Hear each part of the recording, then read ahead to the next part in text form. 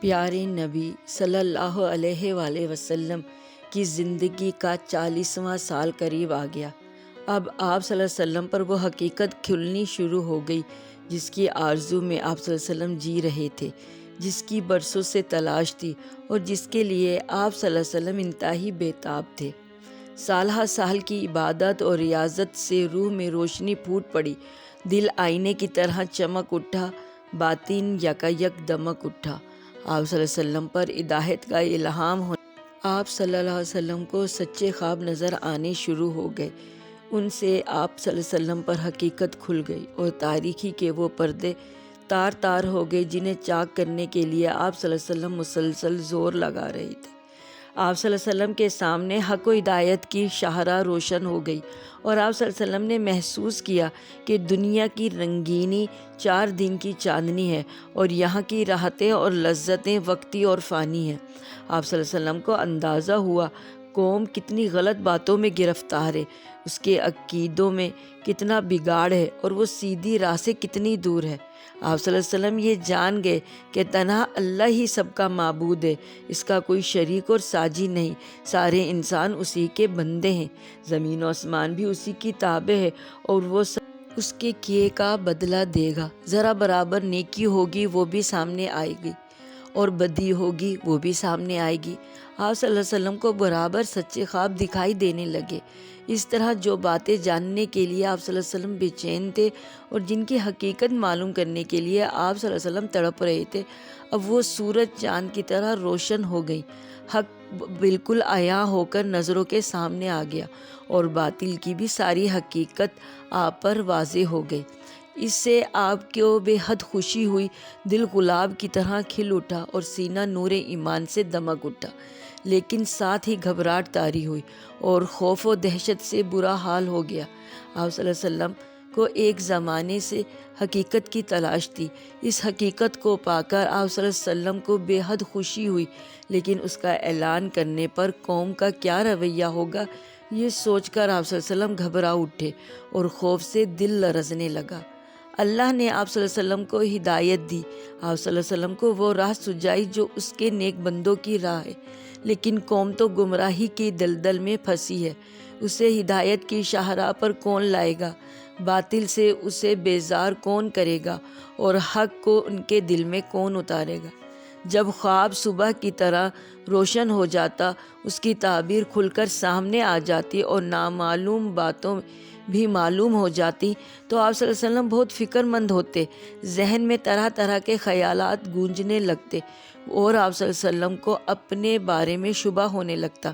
چنانچہ آپ صلی اللہ علیہ وسلم نے خدیجہ کو سارا حال کہہ سنایا اور دل پر جو بیت رہی تھی وہ بھی بتایا۔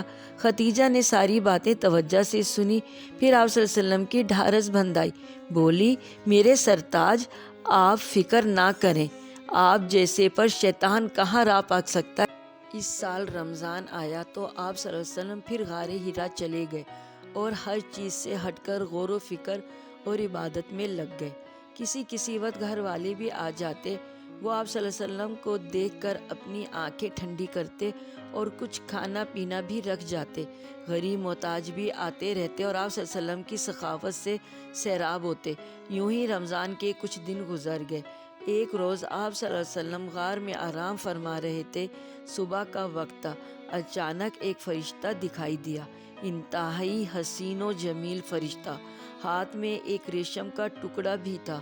فرشتے نے کہا، اقرا، پڑھو۔ آپ صلی اللہ علیہ وسلم بہت گھبرائے، فرمایا، ماں اقرا، مجھے پڑھنا نہیں آتا۔ اب آپ صلی اللہ علیہ وسلم کو ایسا محسوس ہوا جیسے وہ گلا گھونٹ رہا ہے اور جسم مبارک کو بھینچ رہا ہے۔ پھر اس نے چھوڑ دیا اور کہا، اقرا، پڑھو۔ آپ صلی اللہ علیہ وسلم نے فرمایا، ماں اقرا، مجھے پڑھنا نہیں آتا۔ یہ کہنا تھا کہ آپ صلی اللہ علیہ وسلم کو پھر محسوس ہوا وہ گلا گھونٹ رہا ہے اور جسم مبارک کو بھینچ رہا ہے۔ پھر اس نے چھوڑ دیا اور کہا، اقرا، پڑھو۔ آپ صلی اللہ علیہ وسلم کو اندیشہ ہوا کہ اگر اس بار بھی وہی جواب دیا تو پھر گلا گھونٹے گا اور اس بار اور زور سے بھینچے گا۔ چنانچہ فرمایا، ماذا اقرا، کیا پڑھوں؟ فرشتے نے جواب دیا، اقرا بسمی ربک الذی خلق خلق الانسان من علق اقرا و ربک الاکرم الذی علم بالقلم علم الانسان ما لم یعلم۔ پڑھو اپنے رب کے نام سے جس نے پیدا کیا انسان کو خون کی پھٹکی سے۔ پڑھو اور تمہارا مہربان رب ہی ہے جس نے قلم سے سکھایا انسان کو وہ کچھ سکھایا جو اسے معلوم نہ تھا۔ فرشتے کے بتانے پر آپ صلی اللہ علیہ وسلم نے یہ پڑھا اور پڑھتے ہی ذہن پر نقش ہو گیا۔ پھر فرشتہ چلا گیا۔ اب آپ صلی اللہ علیہ وسلم کھڑے ہوئے، خوف سے دل بیٹھا جا رہا تھا اور گھبراہٹ سے چہرہ اترا ہوا تھا۔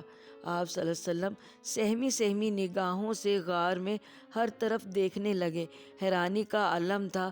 دل ہی دل میں سوچنے لگے، ابھی مجھ سے کس نے بات کی ہے، کون مجھے پڑھا کر گیا ہے۔ پھر تیزی سے غار سے باہر آئے اور پہاڑ کی گھاٹیوں سے گزرنے لگے۔ پھر پورا جسم تھر تھر کانپ رہا تھا۔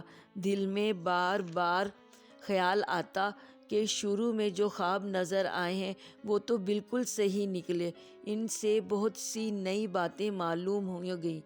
جس چیز کی تلاش تھی وہ کھل گئی کہ سامنے آ گئی، لیکن وہ کون تھا جو ابھی یہاں کھڑا تھا اور وہ کون تھا جو پڑھنے کو کہہ رہا تھا؟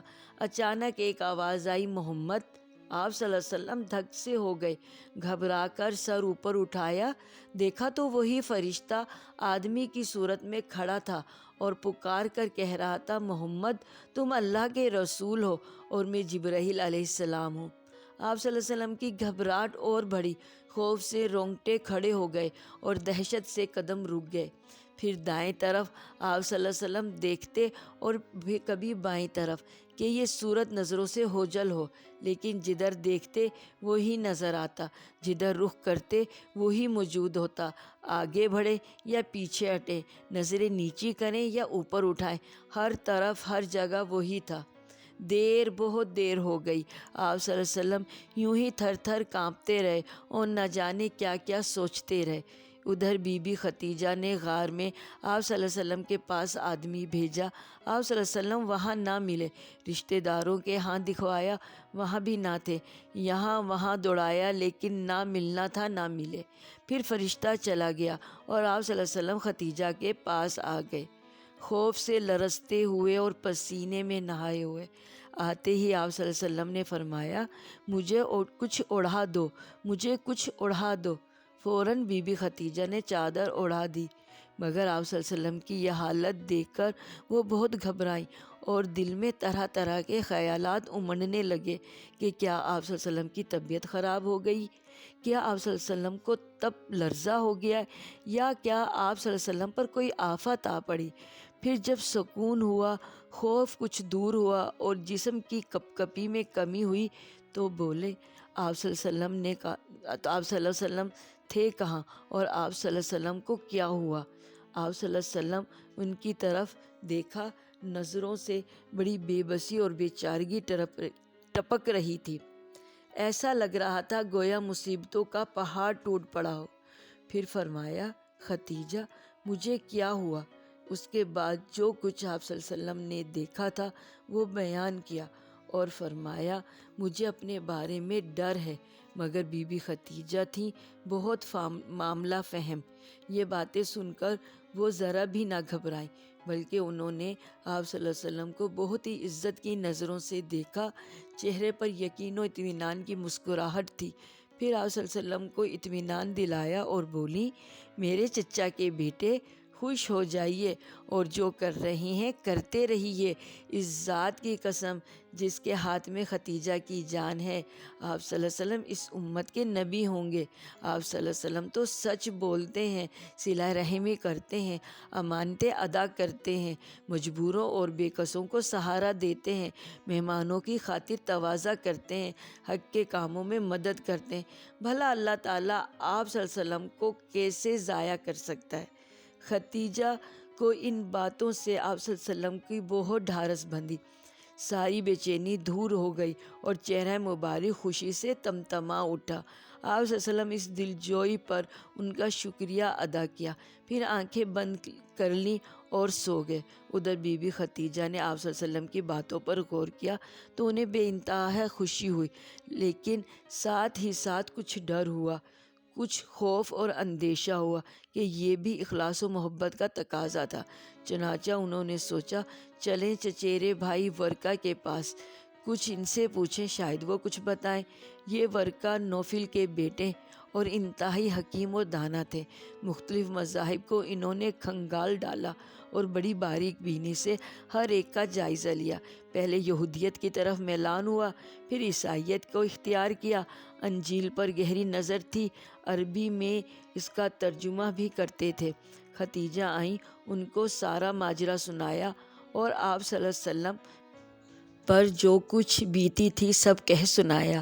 سب کچھ سن کر وہ بولے، پاک ہے، قسم ہے اس ذات کی جس کی مٹھی میں ورقہ کی جان ہے۔ خدیجہ اگر تمہاری بات صحیح ہے تو یہ وہی ناموس جبرائیل ہے جو موسیٰ علیہ السلام کے پاس آتا تھا۔ باخدا وہ اس امت کا نبی ہوگا۔ اس سے کہو کہ ڈرے نہیں اور جو کچھ کر رہا ہے کرتا رہے۔ اب کیا تھا؟ بی بی خدیجہ خوشی سے بے تاب ہو گئی، آتے ہی بولیں، مبارک ہو۔ پھر چچیرے بھائی ورقہ سے جو باتیں ہوئی تھیں وہ سب بیان کی اور کہا کہ وہ آپ صلی اللہ علیہ وسلم سے ملنا چاہتے ہیں۔ پھر اسی وقت وہ ایمان لے آئیں۔ اس کے بعد آپ صلی اللہ علیہ وسلم کعبہ کا طواف کرنے چلے۔ راستے میں ورقہ مل گئے، دیکھتے ہی بولے، محمد آپ نے کیا دیکھا؟ آپ صلی اللہ علیہ وسلم نے ساری داستان سنا دی۔ ورقہ نے کہا، اس ذات کی قسم جس کے ہاتھ میں میری جان ہے، تم اس امت کے نبی ہوگے۔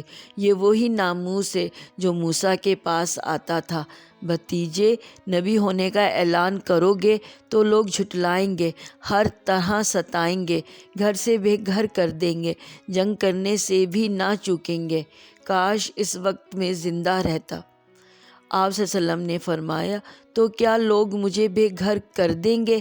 ورقہ نے کہا، ہاں، جب بھی کوئی نبی آیا قوم نے اس کے ساتھ یہی سلوک کیا۔ اگر وہ دن دیکھنے نصیب ہوئے تو ایسی مدد کروں گا کہ اللہ تعالیٰ ہی جانتا ہے۔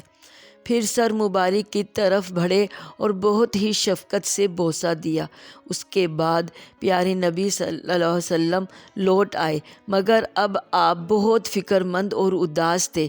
بار بار سوچتے، میرے کمزور کاندھوں پر نبوت کا بوجھ آ پڑا ہے، اس کا انجام کیا ہوگا؟ میں لوگوں کو کیسے بلاؤں؟ سیدھی راہ کیسے سجاؤں؟ یہ تو گمراہ ہیں اور حق سے بدک رہے ہیں، خدا سے بیزار ہیں اور بتوں کے پرستار ہیں، بدی کے علمبردار اور نیکی سے برسر پیکار ہیں۔ پھر غضب ہے، اس پر انہیں ناز بھی ہے۔ غرض دل میں خیالات کا ایک طوفان اٹھا اور آپ صلی اللہ علیہ وسلم وحی کا انتظار کرنے لگے۔